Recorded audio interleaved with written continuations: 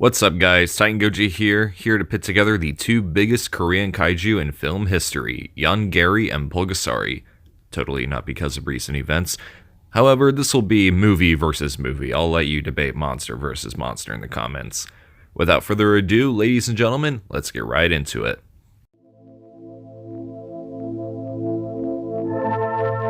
Yonggary Monster from the Deep, also known as Great Monster Yonggary in South Korea, is a 1967 film directed by Kim Ki-duk about a giant monster named Yonggary, who is awakened by an earthquake and goes on a rampage as the humans try to figure out a way to stop him.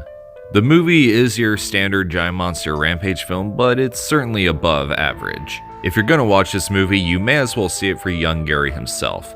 Even though he's an obvious Godzilla knockoff, though I would argue that he's more like Gamera, he does have an interesting and memorable design, and the scenes he's in are worth a watch. Although I would say that the tone is a little off. There are parts of the film where I'm not sure to take it seriously or not. One scene, Yonggary's on a rampage, and then the next he's dancing.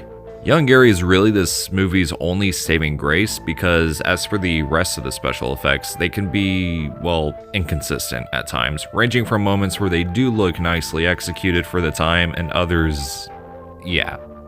However, Masao Yagi, who worked on the special effects for Godzilla and Gamera films, also worked on this film. History would then repeat itself when Godzilla would receive an American remake in 1998 and a new series starting the following year, but that's another story for another time. In the end, Yonggary is an alright film. Nothing really that interesting about it, but it's a nice watch. The characters aren't that memorable, and the writing, again, is your basic giant monster movie. And the set pieces can be good, and again, Yonggary himself is pretty much your only reason to watch it. I would give this film a 6 out of 10.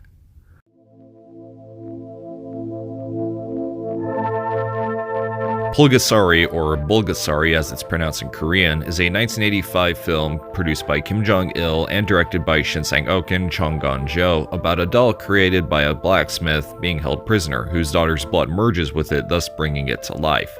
The monster begins to eat iron and steel, which causes it to grow, and the daughter names it Pulgasari, named after an ancient Korean legend, and can be loosely translated to cannot be killed. As Pulgasari grows bigger and stronger, and villagers are being ruled by an evil king, the monster and a rebellion team up to fight their oppressors. Much like Yonggary, the human characters are forgettable, but it's the monster that steals the show. Pulgasari is an incredible monster. He is essentially a giant iron minotaur who craves eating metal. Not to mention, he is portrayed by Godzilla's suit actor Kenpachiro Satsuma. And I feel that it's impossible to talk about Pulgasari without going over its insane history. Kim Jong-il is a huge fan of Godzilla movies, as well as director Shin Sang-ok. Kim sent North Korean intelligence to kidnap him and his wife Jo Yeon-hee in Hong Kong in 1978. There, Kim would make Shin direct 6 films, the final one being Pulgasari, which was inspired by Return of Godzilla, released in 1984. And after the film was finished, Shin and his wife reunite and escape to America. Interesting thing to note is that Toho's special effects team, including effects director Toyoshi Nakano, actually participated in the film's production. But they were told that they would be helping with a children's TV show in China, thus being tricked into working on Pulgasari in North Korea.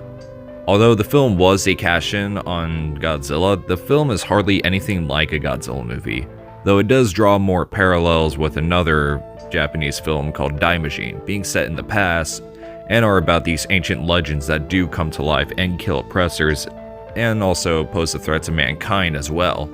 And according to Jonathan Ross, the North Korean government wanted the film to be a metaphor for unchecked capitalism and the power of the collective. One problem I do have with it is that it does not look like it's from the 80s. It looks like it was made around the same time as Yonggary. This is just odd knowing that part of the people who made this, especially the special effects team, just got done making Return of Godzilla. But I guess they probably had limited resources or something like that.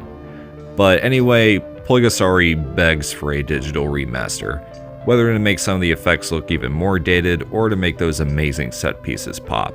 Despite the extremes Pulgasari went, it is very well made for the time being. Its production history and uniqueness is enough for it to claim the infamy and cult status it deserves, which makes it a gem of Eastern cinema. And I should also mention that juvenile Pulgasari is just the cutest thing I've ever seen in my life, and is said to be played by Minya's suit actor Masao Fukuzawa. I would give Pulgasari a 7 out of 10.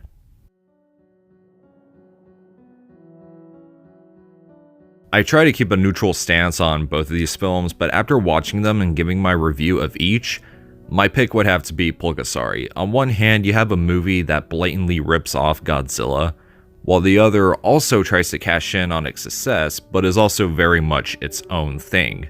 Well, if you count copying Daimajin as being its own thing. Pulgasari has a better story, better action, and has a better monster in my opinion. Pulgasari just looks super cool and makes Yonggary look stupid. He's more solid, whereas Yonggary is just more cheap looking. And as a bonus, Kenpachiro Satsuma himself said that he preferred Pulgasari to the 1998 Godzilla. Thought I'd throw that in there. But enough about me, what do you guys think? If you've seen these films, which do you prefer? And if you haven't, go check them out and share your thoughts. Not only share your thoughts on these films, but on this video as well. Be sure to like, share, and subscribe, and I'll see you next time. Oh, and in case you're wondering about that other Yonggary movie, don't worry, I'll get to that later.